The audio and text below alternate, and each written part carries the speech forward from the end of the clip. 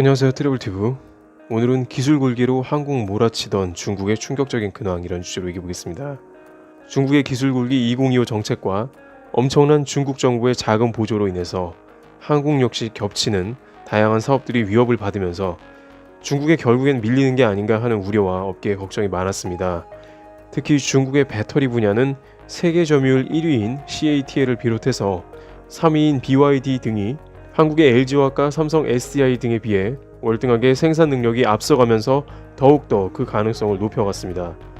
그런데 최근의 상황을 본다면 중국의 배터리 기업들이 현재 생산 능력이 오히려 독이 되고 있다고 하는데요. 왜냐하면 너무 생산 능력을 늘려버리고 과도한 확장을 한 것이 문제가 되어버린 것입니다. 항상 중국 시장을 얘기할 때 빠질 수 없는 문제가 되어버린 제품 완성도와 생산량이 따로 놀았기 때문에 생긴 문제가 여지없이 배터리 분야에도 그대로 발생한 것입니다. 예를 들어 OLED 분야도 항상 삼성 디스플레이의 OLED를 잡으려고 BOE는 무리하게 공장을 확장하면서 화웨이 등 자국 브랜드의 디스플레이를 공급하려고 시설부터 확장하는 무리수를 둡니다.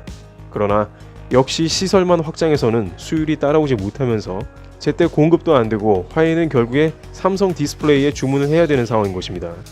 후젠지나 반도체 거는 말할 필요도 없습니다.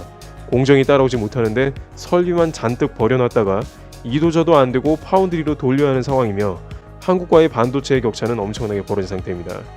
그렇지만 이 배터리 분야만큼은 한번 출하량도 1위를 달리고 있고 상위권의 중국 업체들이 포진해 있으니 성공할 만하다고 생각한 것인지 역시 생산량을 늘려버린 것이 결국 앞선 두 가지의 케이스와 똑같이 되어버린 것입니다. 중국 당국에서는 지금까지 지급하던 배터리 보조금을 2020년에 끝낼 뿐만 아니라 배터리의 기술력이 집약되어 있는 효율성에 초점을 맞추고 보조금 기준을 바꾸었습니다. CATL이나 BYD 같은 자국 기업만을 보조금으로 주다가 처음으로 LG나 삼성 배터리가 이번에 보조금 후보 리스트에 올라간 것은 한국 배터리 회사들의 기술력이 뛰어났기 때문입니다.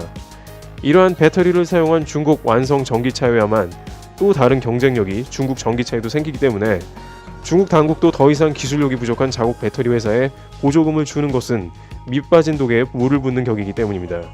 많은 전문가들은 중국의 배터리 회사들이 후젠지나 반도체와 같이 사라져버릴 위기에 처해 있고 해당 기업들의 퍼부은 수십조 이상의 보조금 및 설비들이 무용지물이 되어버린 상황이 눈앞에 있다고 전합니다.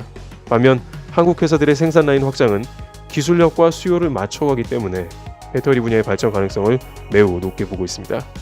트래블튜브 오늘 여기서 마치겠습니다. 감사합니다.